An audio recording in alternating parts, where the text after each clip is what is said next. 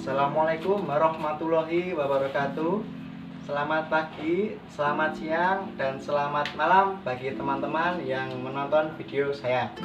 Sebelumnya, saya Dian Nur Widianto dari kelas 2B Kadis Bahasa Indonesia, dan saya dari kelompok 5 Sejarah Sastra yang membahas tentang sejarah kisah, atau bisa kita sebut angkatan 950 sampai 960-an.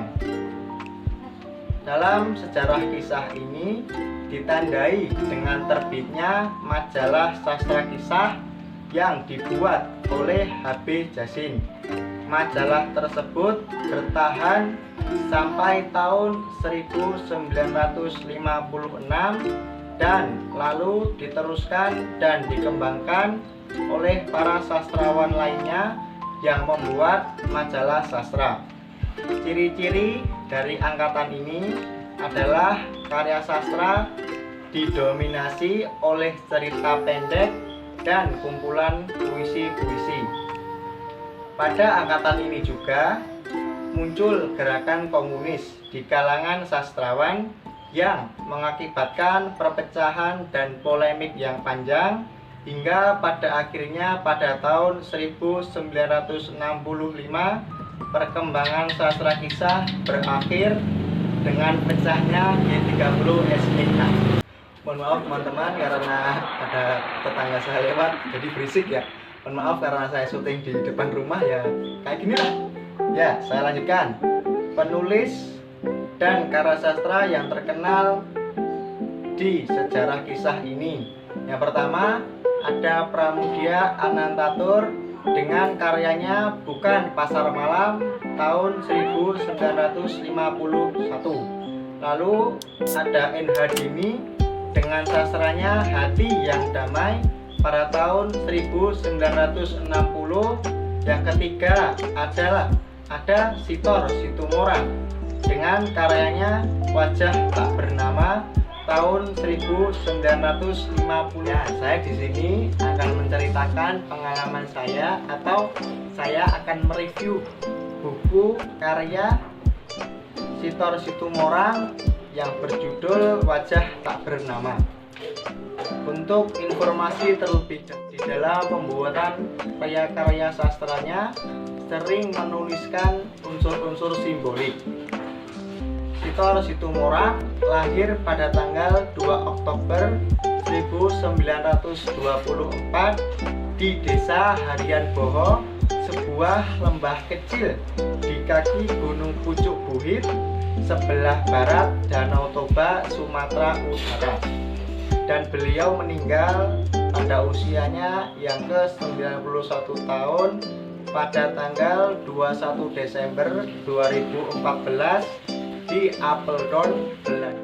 Ya, saya akan menceritakan tentang sajak-sajak yang ada di dalam buku Wajah Tak Bernama. Terdapat 20 sajak karya Sitor Situmorang yang ada di buku ini yang membahas tentang unsur-unsur simbolik, seperti contohnya ada bangun, gambar kota dulu, fajar, pagi, selintas angin gunung, jam, anak, dan waktu. Dan juga yang membuat saya tertarik dengan buku ini atau ya saya seperti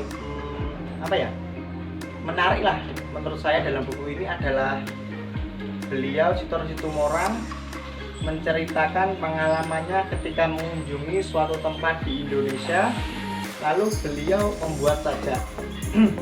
Seperti contohnya di dalam buku ini ada Gunung Seribu Yogya dan Lapangan Pagi Sukabumi. Ya, penilaian saya tentang buku Wajah Tak Bernama karya Sitor Situmorang.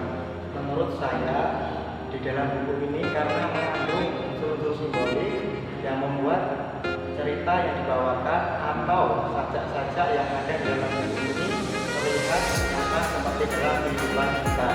Dan kita sebagai pembaca dapat memahami apa yang disampaikan oleh penulis di dalam sajak-sajak.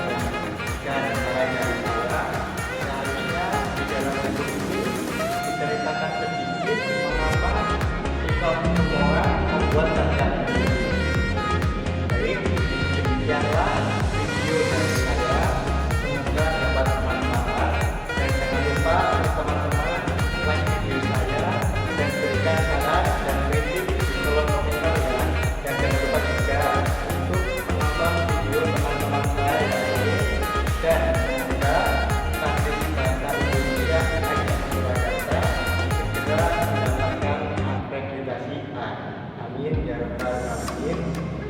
Wassalamualaikum warahmatullahi wabarakatuh.